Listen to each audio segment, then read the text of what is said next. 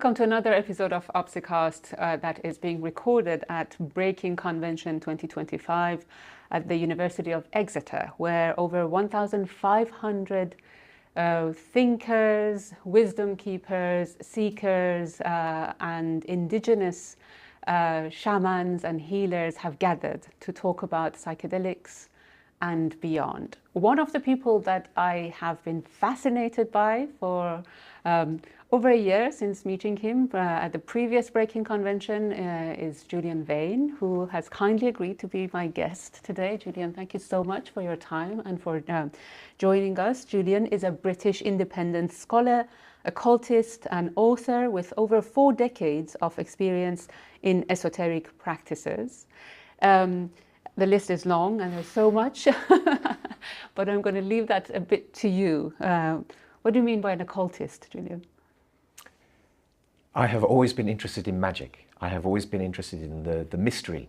And so from a very young age, when I probably should have been climbing more trees and doing things like this, I was reading lots of books and fascinated with magic. What does this mean? How could this be? How do I understand this? And so I joined, I spent a lot of time I have no kind of family lineage in these things, so I found any books I could find in the library. I started teaching myself meditation and yoga.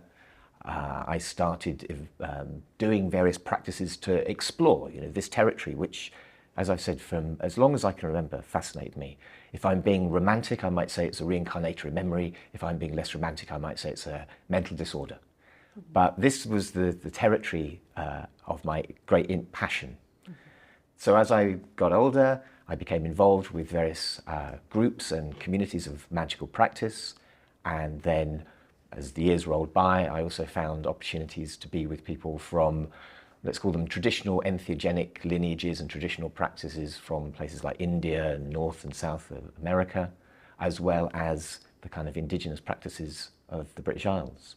So yeah, this has always been my love, my passion, the mystery and that which is hidden and the exploration and particularly the techniques for exploring these things, which is why my interest in psychedelics is pronounced. There's so much to talk about, but I want to start with chaos magic. Tell us what it is, because it's a term that not many people are familiar with. So chaos magic is an approach to magical practice which developed in Europe in the latter part of the 20th century. And it was an approach which tried to move away from a kind of theology. So there were various traditions and practices that came along with various beliefs about different deities or ethical codes. And chaos magic was an attempt, I suppose, influenced by things like postmodernism, punk, attitudes to kind of, well, let's just try this out, let's experiment with this. Rather than having an overarching belief in how these things work, it became more of an exploration of the technology of magic. What might this mean and how might there be multiple ways of understanding this? So chaos magicians typically will use or engage with practices that have very ancient traditions, but they'll also use iconography and imagery from contemporary culture, and they will innovate and explore. So rather than having the answer already fixed as to what these things mean and how we should do them, it's more like kind of going back to the basics of, well, what are the methods that we might choose to use and what results might we find if we explore those methods? So are you a magician as well? It's a word that is fine to use. I mean, as you probably know, the Persian root of it means someone with power, or perhaps someone with capacity, someone with an ability to do something. So perhaps it's about creating the conditions in which magic might be discovered. Very often magic is a response to something. We go and listen to some musicians who are doing something perfectly understandable. They're playing music. But our response to it is, oh, that was magical. Because there's something about that touches us really deeply. So perhaps as a magician, my role is to try to create the conditions in which people might experience magic, rather than necessarily casting magic on people or doing magic to people, creating the conditions in which magic might be discovered. And again, that's why my interest in psychedelics is there, because those medicines, those substances, can create the conditions in which those magical experiences can be discovered. I understand that not only you practice, you work with psychedelic medicine, we also teach as well. How do you define a psychedelic ceremony? How is it different? It's interesting, isn't it? Because we can think about more medicalized therapeutic environments, and I'm not disrespecting those. Those are very useful and valuable environments where we might talk about a psychedelic session. You know, that was the language that was certainly popular in the 1960s and so forth. I like to use the word ceremony because I think it gives the right attitude to what's going on. I think it allows us then to go to the lineages of practice that exist in many, many lands and see the techniques that are used. You know, how do we do this? How do we build the fire? How do we create the space? How do we invite people into the room? What are the methods that these different practitioners use?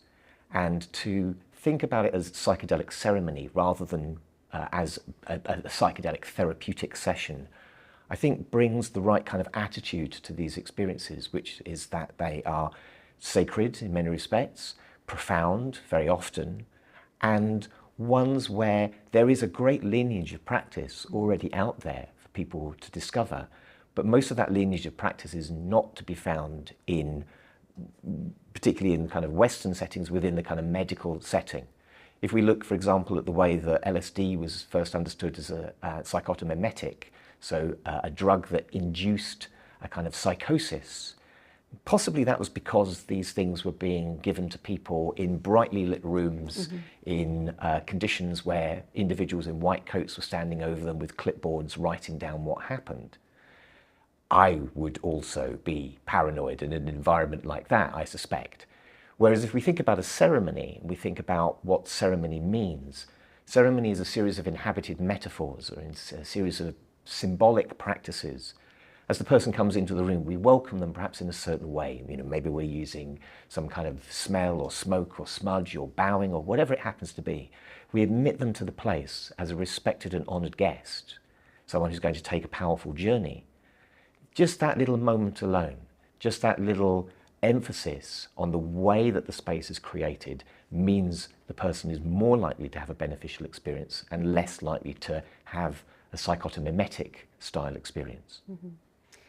And often there's a lot of ritual involved in ceremonies.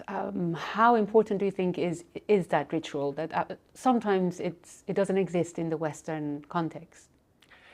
I think the ritual can be really gentle. And I think that there are lots of acts that happen within a ceremonial space, which are the natural things that happen, but again, it's our attitudes and the way that we do these things. So ceremonies can be very elaborate. Obviously, we can have all kinds of entheogenic ceremonies where there are people doing particular roles, and there's music, and there's dancing, and there's all kinds of stuff going on. But even if we have a relatively straightforward ceremony, there is a moment at which, towards perhaps the end of the journey, we open the door to the space that we've been in. Maybe we open the curtains and the light is admitted. Maybe we bring some food for the person who's been taking the journey, who we've been supporting through that. All of those moments, if we approach those in the right kind of a way, they have this ceremonial quality. We may have situations where we're using rattles or we're using smudge or smoke or some other kinds of techniques. But often the ceremony can be quite simple. So for example, when I work in kind of group settings, one of the acts, which is a pragmatic and straightforward act, is if you have a group of people who are taking a journey and one of them leaves to go to the bathroom and there's someone supporting them as they go to use the facilities. While they're away, you recharge their water, you make their bed really nice, you turn over the pillow, you fold down the blanket so that when they can come back in, they come back into something where a little bit extra care has been placed into the room for them. So that we can have ceremony which is very kind of ritualistic and ceremony that exists within different spiritual traditions. And we can have ceremony which is actually very, very simple. But it's our attitude and the sense of presence, I suppose, and care very often that we bring to those things that makes it ceremonial. One of the differences that I've noticed between the Western modalities of psychedelic therapy and the South American ones is that the facilitator is sober. Sometimes. Sometimes, or at least that's how we're taught. Yeah. How important is it for the facilitator to be on medicine together with their client? It's a very good question. I think that rather than giving yet more rules into the world, I would invite curiosity as to how this might be. So, for example, if I'm doing some work with another person, particularly if I'm doing just a one-to-one piece of work, and especially if I might be needed to do some other type of caregiving in the space, I might take very, very little in the way of medicine, because it might be necessary for me to take that person to some other kind of setting or to do some other kind of intervention. But by and large, I would suggest that it's very helpful for the person who's holding the space to have at least some medicine, even if it's not exactly the same medicine. So somebody might be taking mushrooms, and for me, I find Santa Maria cannabis a really good ally. So I might use some of that just to bring me into a kind of, let's call it an energetic rapport with that person. And certainly if I'm running a large ceremony, I will take a dose of psilocybin as well. And we can talk about many reasons why that might be useful. What I wouldn't want to do is to take so much of whatever the substance is that I get caught up too much in my own story and I can't do what I'm supposed to be doing, which is to hold the space and to caregive to the people who are trusting me. So rather than it being an either or, I would suggest that it's an investigation as to what might be appropriate in this setting and what might be good in this setting. I would certainly say that it's interesting how in some of the kind of Western, to use that term, Euro-American kind of settings, in the medical environments, there's a general, as you say, prohibition about the idea of taking the psychedelic as well. And many of those settings will often say, oh, well, we listen to indigenous practice and we're thoughtful about it, we take it on board. And what you've just pointed at is one of the critical points within those indigenous practices very often is that everybody's tripping to some degree. And so I think it's important actually to consider that as valuable and important technique which many people for many generations have used and found beneficial in a variety of different ways. So let's not be fixated on the idea that it must happen, but let's definitely consider the wisdom of the fact that it has done, does now, and might be appropriate in the circumstances in which you're working. And why do you think that's beneficial? The honest answer is I don't know.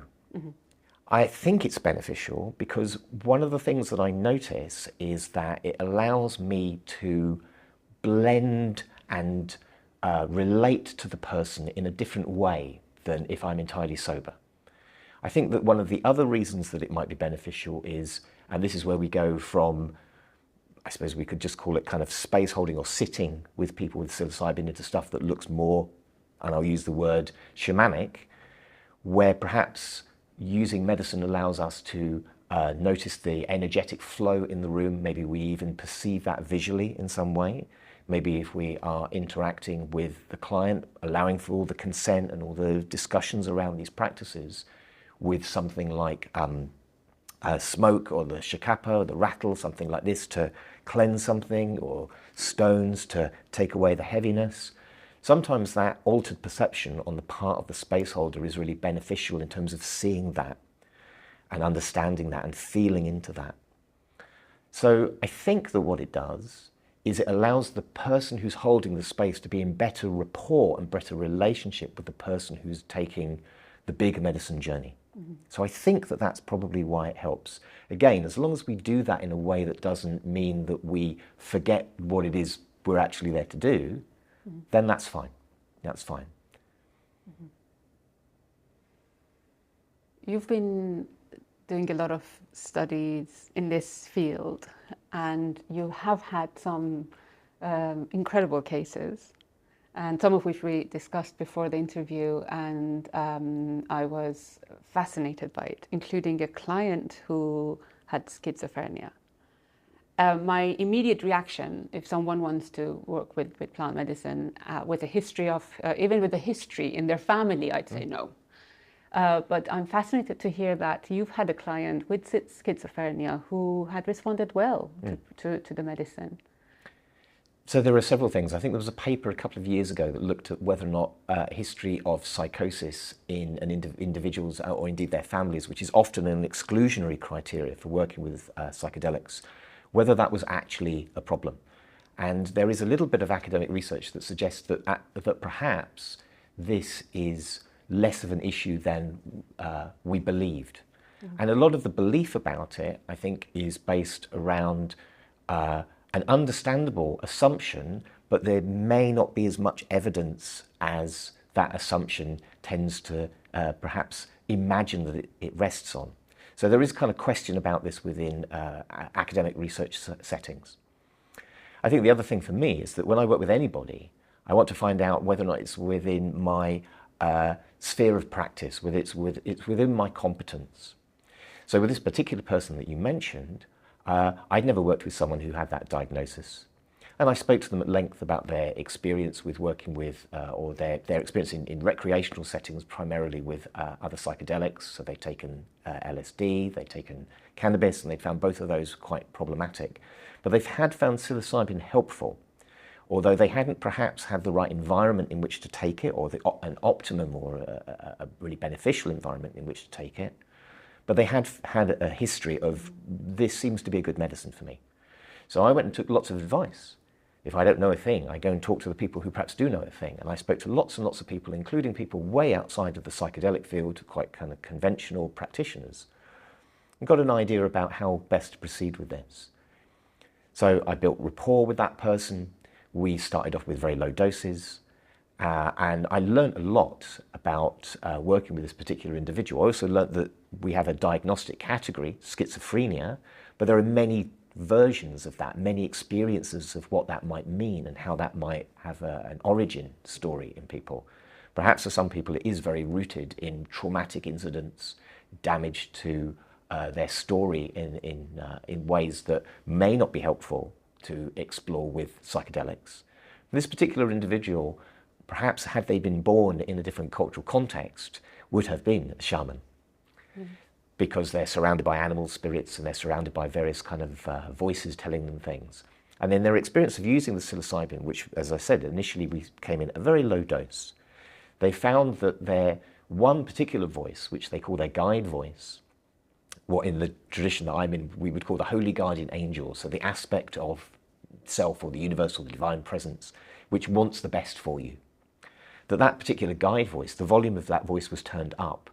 And what a lot of that voice was doing was saying, don't worry about these other things.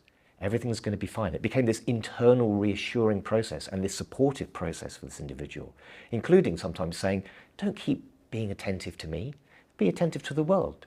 So the person in question became more connected with their friends, more connected with their environment. They were able to be more present in the world. And it benefited them. It definitely benefited them. They would say this, and I as the observer would say this as well. This doesn't necessarily mean that everyone with that diagnosis could be helped with that medicine. But equally it means that, again, we should be a little bit more perhaps flexible and open-ended about this. You've got a history of psychosis. Well, we also know that psychosis is diagnosed more within certain communities than certain other communities. And there may be all kinds of socio-political effects in terms of who gets a diagnosis and who doesn't. So it's really, I suppose, about having a nuanced approach and about meeting the person and then understanding their story, taking advice from other people who can support us in perhaps that work, and then knowing whether or not you feel that that's something you're comfortable to work with, whether you need support from other people, or whether or not it's something that's outside of your scope of practice and would be better left to someone else or not approached at all. And without plant medicine, they probably would have been heavily medicated.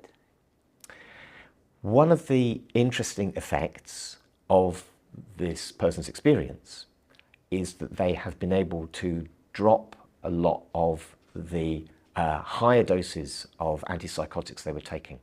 So this is after the This is ceremony. after the ceremony. Okay. So normally what we would do, as clinicians, is we would look at that and say, okay, that's a worrying thing, because we know that there is a trajectory where people kind of go, I'm well, I'm well, I'm well, I'm going to take less and less and less of this stuff, and then perhaps they end up in a psychotic state.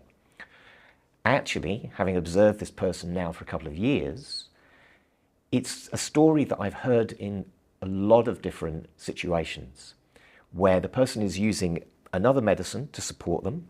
They don't necessarily abandon that medicine, but they're able to use less of that medicine because they have some other resource, some other experience that's supporting them. So another one of the people who's going to be present later on, who has been supported by someone who I've been mentoring, they had a liver transplant. Mm-hmm. And in their psilocybin experience, they met the person whose liver they had or have. Mm-hmm. That seems to have allowed them to reduce the medications that they are using without any ill effects. Now, this is very interesting. And of course, let's tread really carefully into this territory. These are people with vulnerable and difficult stories. And the rule one is to aspire to do no harm. Mm-hmm. Yeah. However, it is the case, and I'm sure that many people perhaps listening to this will be aware of situations where people have been using one thing to support them, then they've had a medicine journey, and they need less of this thing. Perhaps they can leave it entirely, or perhaps it just gives them another resource, another ally in their experience of being a human. Mm-hmm. Mm-hmm. But also, as you said, it takes two to tango. So the individual himself has to be ready to go down that route and has to do the research and take responsibility, because ultimately it's a massive responsibility for the facilitator to allow this to happen. Always, with anyone. The thing is that, you know, if someone walks into a space and they say, I have a diagnosis of this and this and this, that's clear. Mm-hmm. Somebody comes into a medicine setting of some description, they may also have a diagnosis of that and simply not disclose it. Or they haven't yet got it, whatever the condition is. Mm-hmm. And so with every single person, no matter what their history is, we try and be thoughtful and kind and well-informed. Mm-hmm. I mean, to do this work, I often say that you need intelligence. So you need to know what the medicine is, what you're using, what the contraindications might be, what the duration of the substance might be, what the range of effects might be. So you need intelligence, you need information, knowledge. Mm-hmm.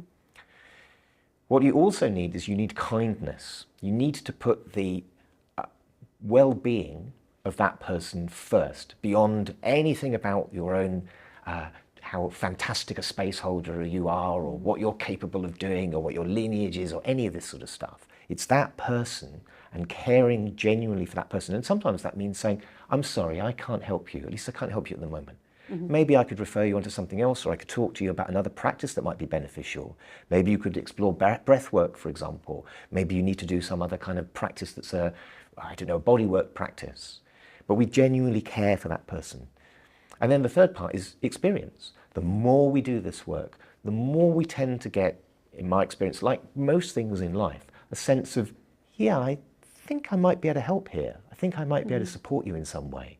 Or, no, this doesn't quite feel right. I'm not sure I can do this. And really listening to that and being prepared to act on that with this idea of caring primarily for that person. Mm-hmm. Mm-hmm. So moving on from the ceremony itself, I now want us to talk about integration.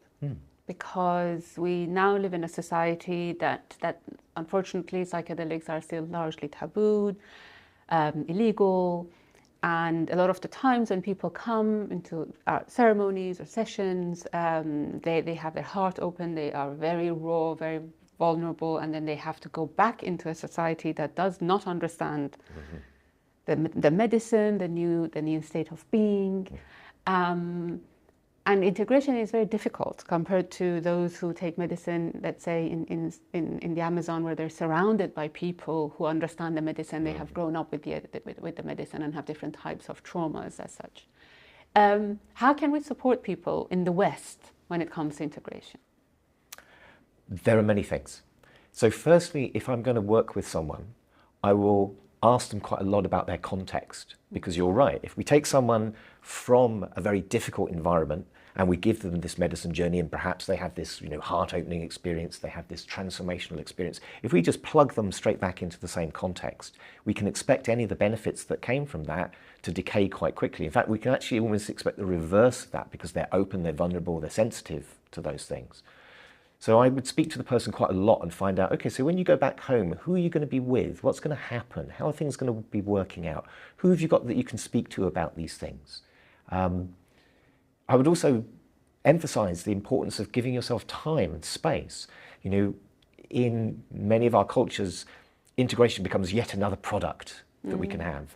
And I often say to people, some of the best integration is to be done by just playing with a stick in the dirt, going for a walk by the seaside, staring out of the window and looking at the clouds. Don't think of it as yet another thing that you have to achieve, another thing you have to do necessarily. So make sure that you have time for this to settle. We know, for example, with psilocybin that we have now measurable effects with the neuroplasticity for at least 30 days afterwards, primarily in the first few hours after the journey, day or so after the journey, but it's measurable on the basis of the last research that I saw, certainly about a month afterwards. So let's be thoughtful about the content that we're consuming. What are we watching? What are we listening to? What are we experiencing? The interactions that we're having? How is that going to be? And so it's one thing to have the journey, but we must make sure that the person is going back well-resourced into their context, and that their context is going to be suitable for that. And if it isn't, it's probably better not to do the journey yet. We might want to think about arranging other things around that, because the re-entry from the experience is critical, so that any benefits that we might have had from that can actually become manifest in that person's life. I think that there are also all the obvious things that we now talk about with the integration process. So we can talk about having access to integration circles, to other types of therapeutic modalities that might be helpful for that individual, some of which might be about talking, some of which might be about the body. I often say that we get very excited about the visions and the pictures in our heads, but this is a type of food. These are very often special types of food or drink that we're taking into our bodies. They will become our bodies. The atoms of the mushroom will become the atoms of your body. That's a given. So you don't necessarily have to write it all down and journal it and kind of keep hold of it like that. But what you do need is situations that allow you to have that settle into your life in a really good way. So thinking about the person's context, thinking about the resources that they have when they do that integration process, that's really, really important. One of the things about somewhere like Breaking Convention is that people will come to a place like this so they can meet other people who are on the same wavelength, who have had similar experiences, who have other stories to share. That's part of the reason for having, yes, we can do these things online, but the embodied experience of actually sitting with someone and saying, oh yes, I understand that. That happened to me, and being able to be physically kind of with that person. That's really, really beneficial. I suppose the other thing for me is that, yes, the context is difficult, and let us hope that as we work with these medicines, they won't fix everything, but they are allies, not just in our individual transformation, but I would argue potentially in our social transformation as well. I would like to see many people working with these medicines in really good ways, and being able to do that at a very kind of grassroots level. Maria Sabina, peace be upon her, there she is, she's working with people from her community, she's working with members of her family. There are many people who would do a pretty good job with a bit of support to just sit with their good friend and help them through their journey. And the mushroom is one of the primary medicines that I work with. I often think of it as it does in our psyche what it does in nature. It composts things. It takes up all of our story and it breaks it all down. It creates hopefully this rich soil in which new things can grow. If we could do that for a lot of people, maybe we could make some rich soil for the whole of the culture, not just for the individuals within it. Beautiful. How about when things go wrong, especially people who don't necessarily have that support So they have, I don't like the term bad journey, I would call it challenging. And there's definitely a reason why it's challenging, but then they don't have that many people to support. So specifically, I'm talking about refugees, for example. They come from a lot of trauma, and then they have an experience, and they're in isolation. How can we support them? It's very difficult because of exactly what you said about the legal and cultural contexts. And it's also difficult because perhaps those people weren't really in the right place to do this, you know?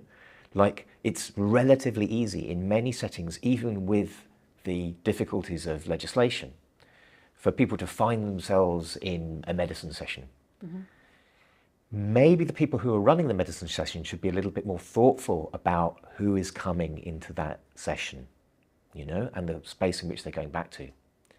But also we know with any of those journeys that are bad or challenging or whatever language we want to use, we can often, when we unpack that material, that experience, there's often elements of the preparation that have not been done as well as they could have been.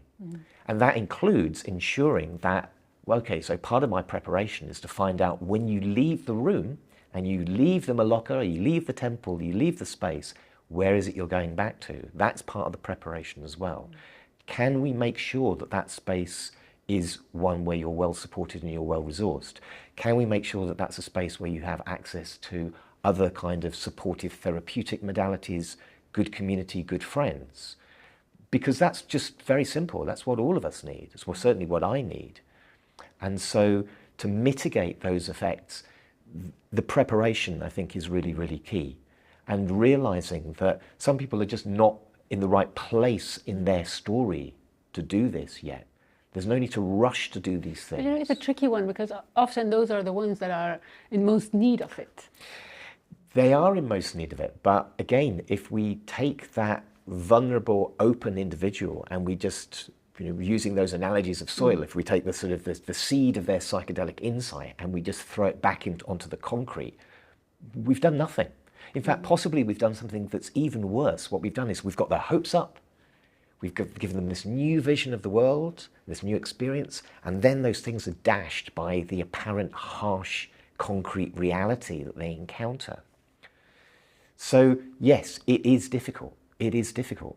And that's why I think it's important for people who are holding space, facilitators, medicine people, whatever they want to call themselves, to really, really listen to where that person's coming from, what's their context, what's going on for them.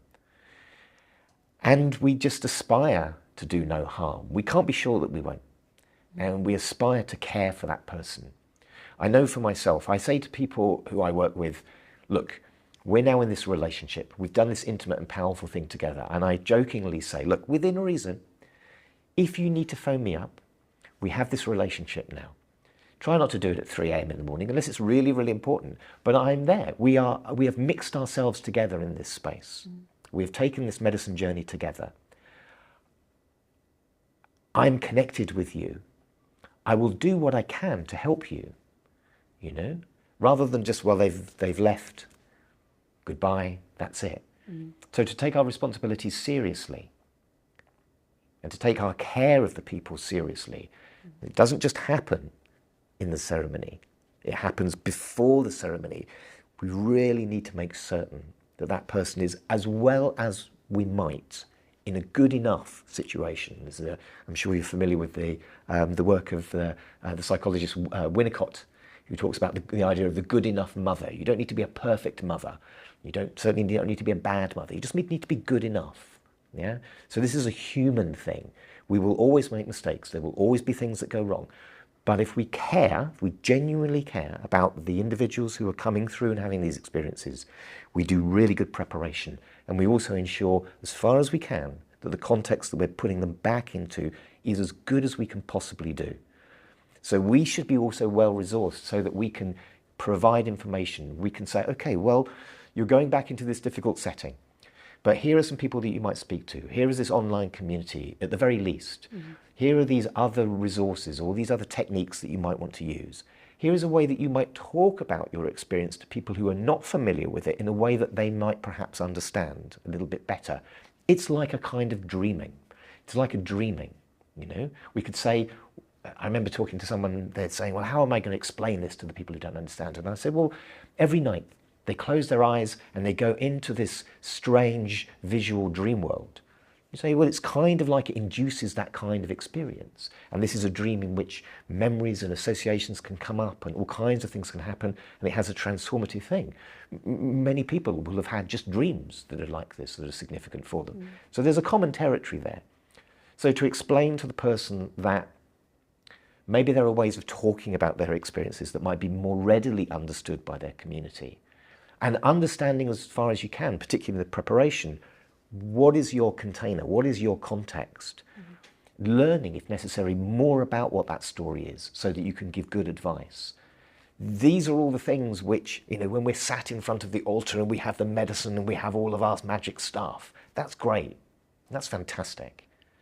But these other things, these invisible things, these caregiving things, these supportive things, that is where the medicine is. The medicine, in my experience, is where people find themselves in a vulnerable and open situation because they have taken a powerful mind-altering substance, and yet they know that they will be cared for, and that they are being cared for, and they're going to be cared for in the future, at least in some measure.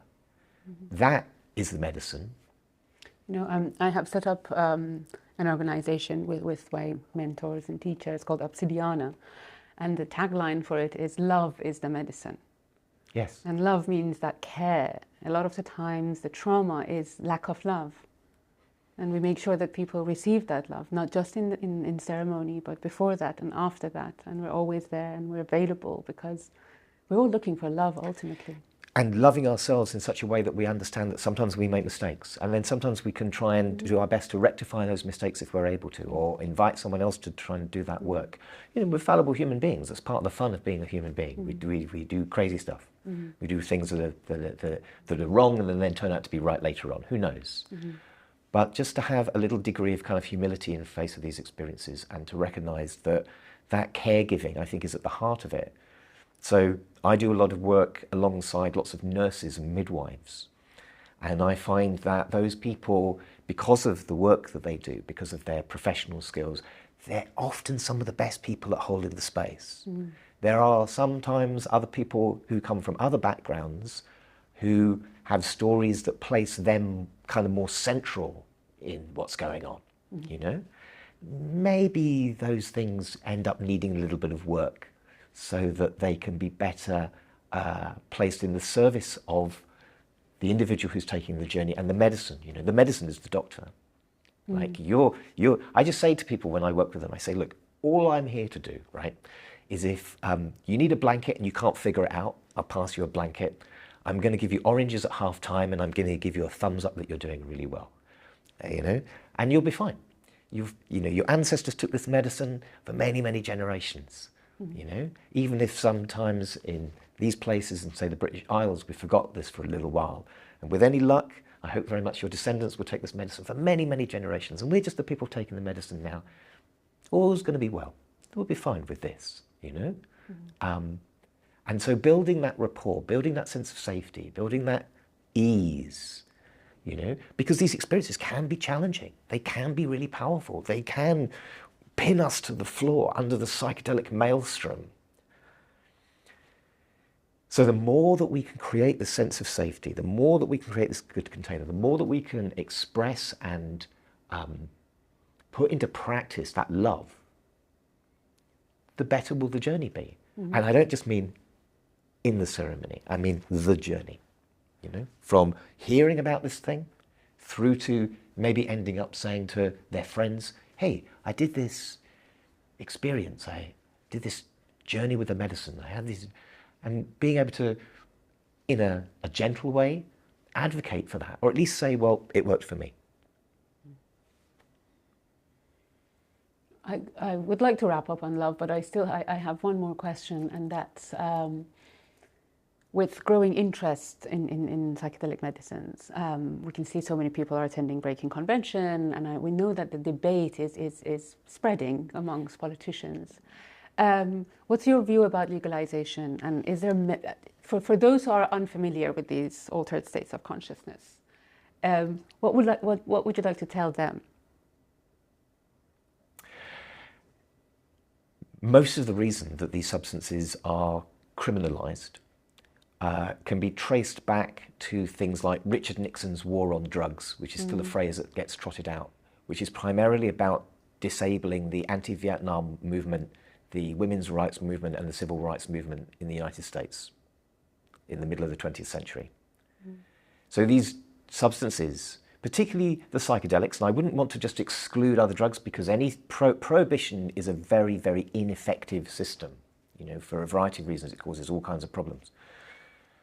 But I think certainly changing the legislation and the culture around these things is really important. Interestingly, of course, these are not illegal because the substance itself is not illegal.